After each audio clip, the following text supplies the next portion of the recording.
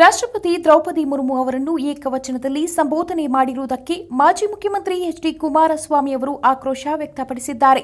ಚಿತ್ರದುರ್ಗದಲ್ಲಿ ನಡೆದ ಶೋಷಿತರ ಜಾಗೃತಿ ಸಮಾವೇಶದಲ್ಲಿ ಮುಖ್ಯಮಂತ್ರಿ ಸಿದ್ದರಾಮಯ್ಯ ಅವರು ರಾಷ್ಟ್ರಪತಿಗಳಾದ ದ್ರೌಪದಿ ಮುರ್ಮು ಅವರನ್ನು ಏಕವಚನದಲ್ಲಿ ಸಂಬೋಧನೆ ಮಾಡಿದರು. ರಾಷ್ಟ್ರಪತಿಗಳಿಗೆ ಅಪಚಾರ ಎಸಗಿರುವ ಅವರು ನೈತಿಕ ಹೊಣೆ ಹೊತ್ತು ರಾಜೀನಾಮೆ ನೀಡಬೇಕು, ಇಲ್ಲವೇ ಅವರನ್ನು ಆ ಸ್ಥಾನದಿಂದ ವಜಾ ಮಾಡಬೇಕೆಂದು ರಾಜ್ಯಪಾಲರನ್ನು ಒತ್ತಾಯ ಮಾಡಿದ್ದಾರೆಂದು ತಿಳಿದುಬಂದಿದೆ. ರಾಷ್ಟ್ರಪತಿಗಳು ದೇಶದ ಪ್ರಥಮ ಪ್ರಜೆ ಆಗಿರುವ ಶ್ರೀಮತಿ ದ್ರೌಪದಿ ಮುರ್ಮು ಅವರನ್ನು ಏಕವಚನದಲ್ಲಿ ಸಂಬೋಧಿಸಿದ್ದಾರೆ. ಕೀಳು, ವಿಕೃತ, ಹೀನ ನಾಲಿಗೆಯ ಸಿದ್ದರಾಮಯ್ಯ ಅವರನ್ನು ಮುಖ್ಯಮಂತ್ರಿ ಹುದ್ದೆಯಿಂದ ಕೂಡಲೇ ವಜಾ ಮಾಡಬೇಕು ಎಂದಿರುವ ಕುಮಾರಸ್ವಾಮಿ ಪಟ್ಟು ಹಿಡಿದಿದ್ದಾರೆ. ಈ ಡೋಂಗಿ ಪ್ರಜಾಪ್ರಭುತ್ವವಾದಿಯ ಅಸಲಿ ಮುಖ ಕಳಚಿ ಬಿದ್ದಿದೆ. ಒಂದು ಕ್ಷಣವೂ ಮುಖ್ಯಮಂತ್ರಿ ಪದವಿಯಲ್ಲಿ ಇರಲು ಅವರು ಅರ್ಹರಲ್ಲ. ಕೂಡಲೇ ತಾವೆಸಗಿರುವ ಅಪಚಾರಕ್ಕೆ ನೈತಿಕ ಹೊಣೆ ಹೊತ್ತು ರಾಜೀನಾಮೆ ನೀಡಬೇಕು ಅಥವಾ ಮಾನ್ಯ ರಾಜ್ಯಪಾಲರೇ ಅವರನ್ನ ಮುಖ್ಯಮಂತ್ರಿ ಕುರ್ಚಿಯಿಂದ ಕಿತ್ತೆಸೆಯಬೇಕು. ಇದು ನನ್ನ ಆಗ್ರಹ ಎಂದು ಗುಡುಗಿದ್ದಾರೆ.